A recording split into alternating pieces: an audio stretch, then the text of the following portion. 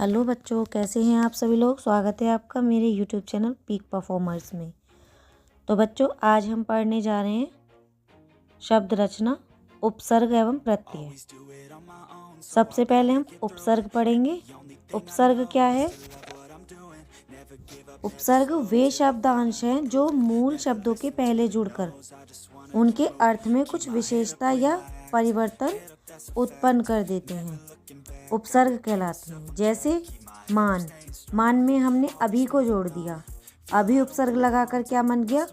अभिमान। हार, हार में उपसर्ग लगा दिया तो उपसर्ग लगा के क्या बन गया? उपहार। यत्न, यत्न में प्रय उपसर्ग लगा दिया तो प्रय उपसर्ग लगा के क्या बन गया? प्रयत्न। इसी प्रकार उस उपसर्ग 3 प्रकार के होते हैं। पहले हैं संस्कृत के उपसर्ग। यहाँ पर कुछ उपसर्ग दिए गए हैं संस्कृत के।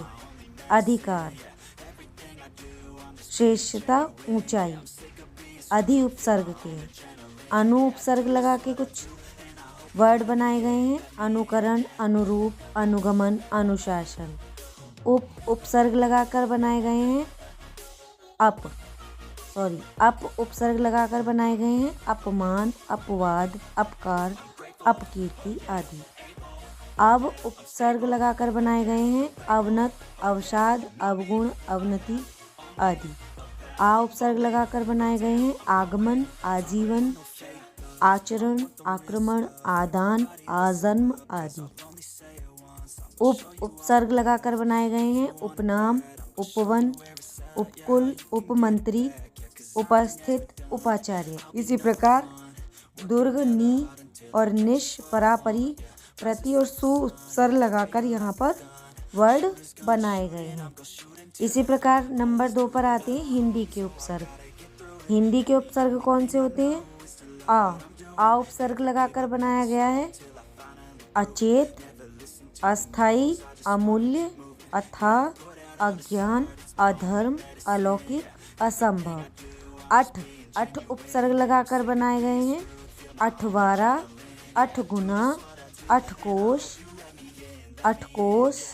अठवारी आदि।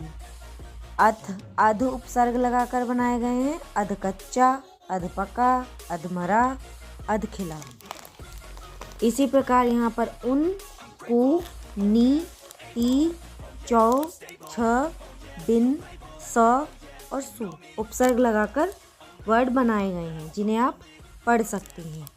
नेक्स्ट आपका दिया है उर्दू के उपसर्ग। उर्दू के उपसर्ग होते हैं कम, जैसे कम उपसर्ग लगाकर बनाया गया कमजोर, कम उम्र, कम सिन, कम कीमत। खुश लगाकर खुशबू, खुशकिस्मत, खुश दिल, खुशहाल। ये कौन से उपसर्ग हैं? ये उर्दू के उपसर्ग हैं। अब आ जाता है प्रत्यय। प्रत्यय किसे कहते हैं? वे शब्दांश जो शब्द के अंत में जुड़कर यानी कि लास्ट में जुड़कर उनके अर्थ में परिवर्तन कर दें, उन्हें प्रत्यय कहते हैं। प्रत्यय 2 प्रकार के होते हैं, कृत प्रत्यय और तदित प्रत्यय।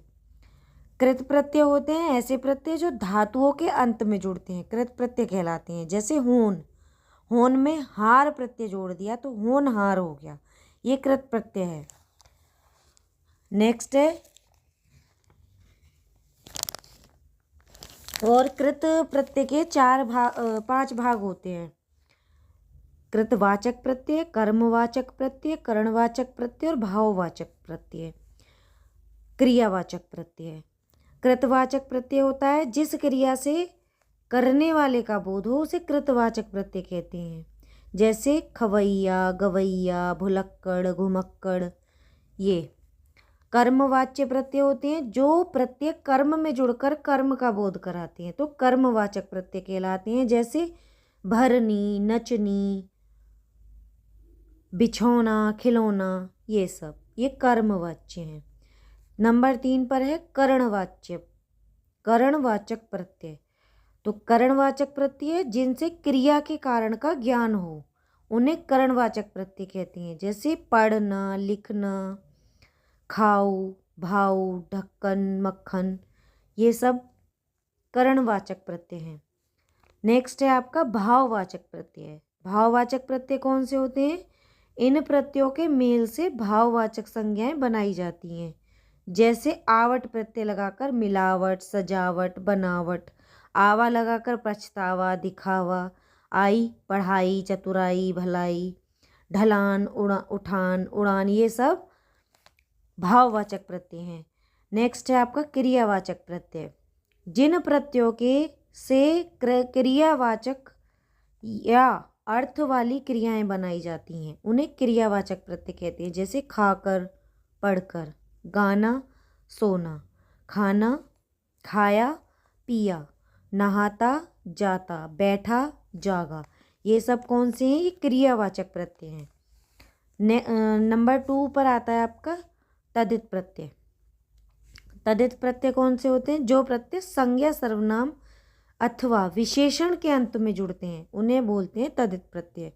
तद्धित प्रत्यय के कितने भाग हैं? इनके 6 भाग हैं। पहला भाग है भाववाचक तद्धित प्रत्यय। वे शब्द जिनसे किसी भाव का बोध होता है वो भाववाचक तद्धित प्रत्यय कहलाते हैं। जैसे बुलावा, भुलावा। बुराई, भलाई, ऊंचाई। खुशी, गर्मी, खेती। आपा, बुढ़ापा, मोटापा, ये सब भाववाचक तद्धित प्रत्यय हैं। नंबर 6 है इसका गुणवाचक तद्धित प्रत्यय। गुणवाचक तद्धित प्रत्यय कौन से होते हैं? वे शब्द जिनसे किसी गुण का बोध होता है वो गुणवाचक तद्धित प्रत्यय कहलाते हैं।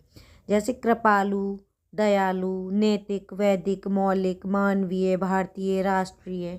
फलित, गलित, मंडित, ये सब कौन से गुणवाचक प्रत्यय तद्धित प्रत्यय। नंबर 6 है कृतवाचक तद्धित प्रत्यय। कृतवाचक तद्धित प्रत्यय होते हैं जिन शब्दों से कर्ता का बोध होता है उन्हें कृतवाचक तद्धित प्रत्यय कहते हैं। जैसे लोहार, सुनार, कहार, घरवाला, दूधवाला, गाड़ीवान, धनवान, लकड़हारा, पनिहारा, ये सब कृतवाचक यानी कि कर्ता तद्धित प्रत्यय हैं। नेक्स्ट है आपका अपत्यवाचक तद्धित प्रत्यय। अपत्यवाचक तद्धित प्रत्यय वो होते हैं जिन शब्दों से संतानत्व आदि का बोध होता है तो वो अपत्यवाचक तद्धित्व प्रत्यय कहलाते हैं। जैसे कौन्तेय, राधे, गंगे, वासुदेव, पांडव, दशरथी, मारुति, ये सब कौन से हैं? ये अपत्यवाचक तद्धित प्रत्यय हैं। नेक्स्ट है आपका न्यूनतावाचक तद्धित प्रत्यय। न्यूनतावाचक तद्धित प्रत्यय कौन से होते हैं? जिन शब्दों से न्यूनता या हीनता का बोध होता है उन्हें न्यूनतावाचक तद्धित प्रत्यय कहते हैं। जैसे कविकल्प, तरुकल्प, बालक, पालक, ये सब न्यूनतावाचक तद्धित प्रत्यय हैं। नेक्स्ट है आपका स्त्रीवाचक तद्धित प्रत्यय। स्त्रीवाचक तद्धित प्रत्यय वे प्रत्यय होते हैं जिन शब्दों से स्त्रीत्व का बोध होता है। स्त्रीत्व का बोध होता है उन्हें स्त्रीवाचक तद्धित प्रत्यय कहते हैं। जैसे सुता, प्रिया, अनुजा, लेखिका, प्रेमिका, अध्यापिका, देवी, बेटी, काकी, ये सब स्त्रीवाचक तद्धित प्रत्यय के अंतर्गत आते हैं। तो धन्यवाद बच्चों, आज की वीडियो यही समाप्त होती है। तो प्लीज़ चैनल को सब्सक्राइब और वीडियो को लाइक शेयर कर दीजिएगा। बहुत बहुत धन्यवाद।